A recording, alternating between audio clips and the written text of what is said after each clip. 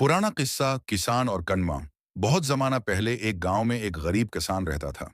उसके पास थोड़ी सी जमीन थी, लेकिन पानी की कमी की वजह से फसल हमेशा कमजोर हो जाती। किसान की मेहनत जाये हो जाती और वो दिन बदन कर्ज में डूबता जा रहा था। एक दिन गांव का एक अमीर जमींदार उसके पास आया और कहा, मेरे पास एक पुराना कनवा है, वो बेकार पड़ा है।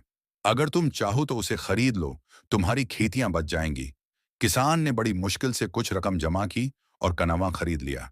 खुशी खुशी उसने जमीन को सैराब करना शुरू कर दिया।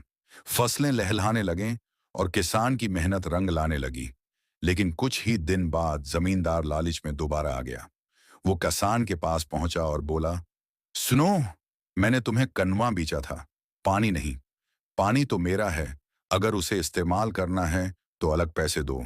किसान हैरान रह गया। उसने कहा, जनाब, कनवा बीचा है तो पानी भी उसी का हिस्सा है। मगर जमींदार अपनी जद पर उड़ा रहा।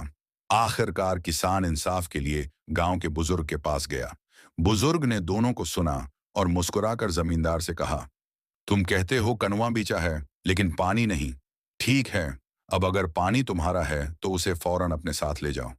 कुनवा खाली कर दो, वरना तुम्हें किसान के हक में फैसला मानना पड़ेगा। जमींदार शर्मिंदा हो गया, क्योंकि यह नामुमकिन था। वो किसान से माफी मांगने लगा और बोला, मैं अपनी गलती मानता हूं, कनवा और पानी दोनों तुम्हारे हैं। किसान खुशी खुशी वापस चला गया। उसकी जमीन आबाद हो गई और गांव के लोग उसकी ईमानदारी और सब्र की मिसाल देने लगे।